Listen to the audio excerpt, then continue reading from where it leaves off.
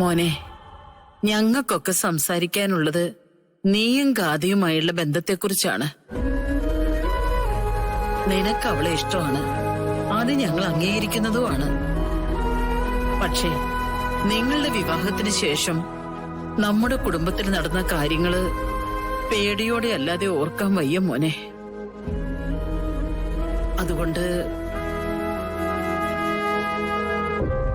ഈ ബന്ധം എന്നേക്കുമായി നമുക്കങ്ങ് അവസാനിപ്പിക്കാം. ഞങ്ങൾക്ക് നിന്റെ ജീവനാണ് വലുത്.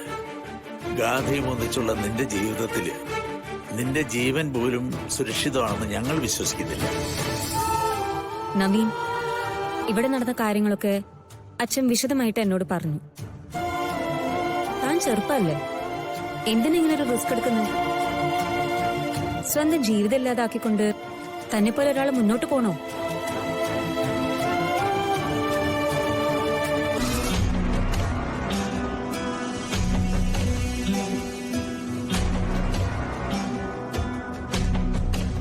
അമ്മയ്ക്ക് നിന്നോട് പറയാൻ ബുദ്ധിമുട്ടുണ്ട്. നിന്നെ ഇങ്ങനെ പരീക്ഷിക്കുന്നത് അമ്മയ്ക്ക് സഹിക്കാനാവാത്ത കാര്യോ?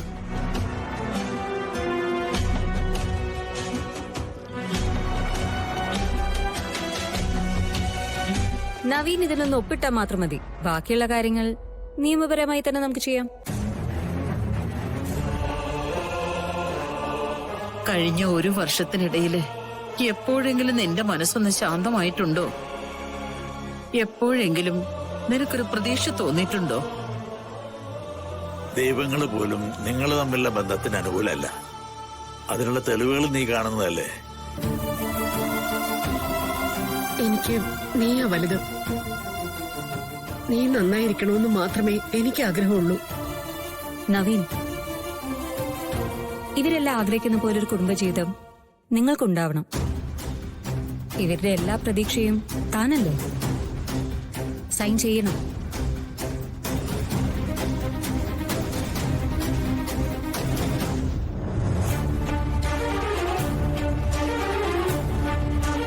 ഞാൻ കളരിക്കൽ വീട്ടിൽ ഉണ്ടാവണമെന്ന് നവീൻ ആഗ്രഹമുണ്ടെങ്കിൽ അവരെ 3 പേരെയും അവിടുന്ന് പുറത്താക്കിയിരിക്കണം.